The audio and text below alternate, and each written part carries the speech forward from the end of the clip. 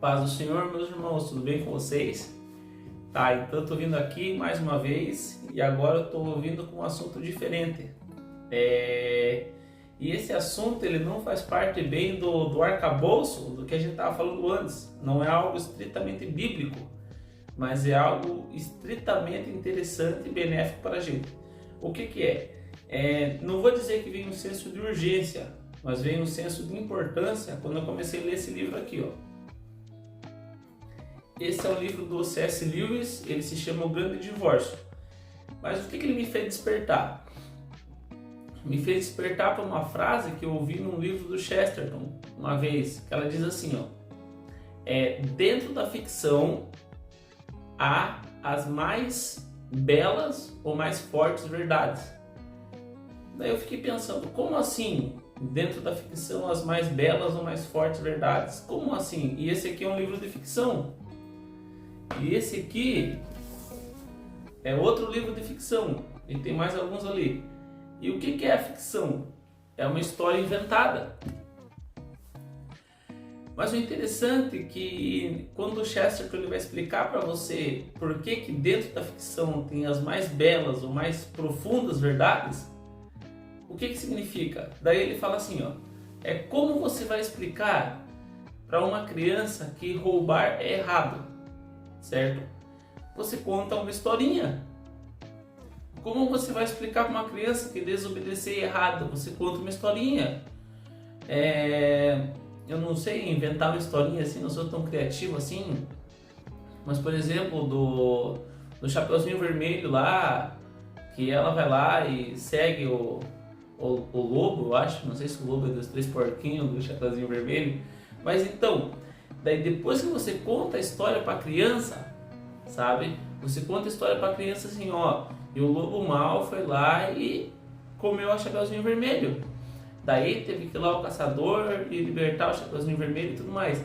Daí o que acontece? A criança entende que a verdade essencial, mesmo sendo uma história inventada, ela entende o essencial. E o que o Chesterton faz nesse livro? Ele fala uma história inventada sobre salvação e condenação. E tem um ônibus que voa, e tem seres que são transparentes, são seres sólidos, tem cachoeira que fala, mas você entende uma verdade fundamental ali dentro, entendeu? Uma verdade que ela ultrapassa as leis de realidade e ficção, entendeu? E ele te traz a realidade.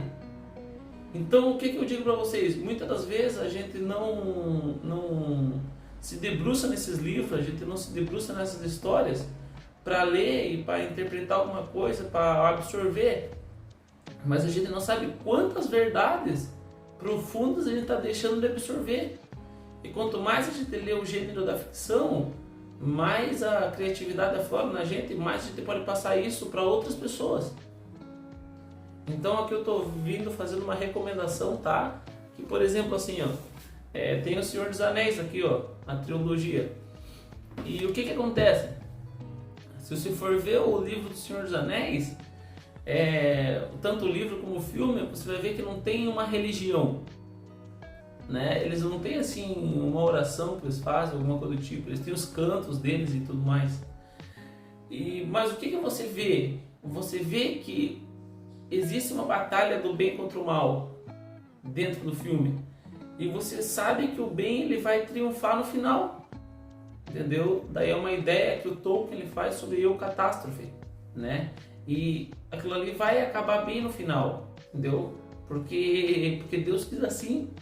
Daí se você for ver o Nárnia já é mais exposto ainda ao cristianismo, tá? Então é uma história mítica e mística, mas mesmo assim ela tem várias e várias verdades, tá bom? Então eu queria passar para vocês que o gênero da ficção é importante e eu estou recomendando aqui porque, olha, é uma leitura fácil, é uma leitura que quando você vê, você já leu o livro inteiro e você absorve aquilo ali, tá bom? Nesse livro aqui, o Lewis vai falar no Grande Divórcio que o que ocorre é como o nosso amor aqui na Terra ele pode ser confundido com o pecado, porque o nosso amor aqui na terra ele não é um amor real, né? Se a gente não estiver amando a Deus acima de todas as coisas, tá bom? Então fique com Deus, abraço para vocês e até a próxima.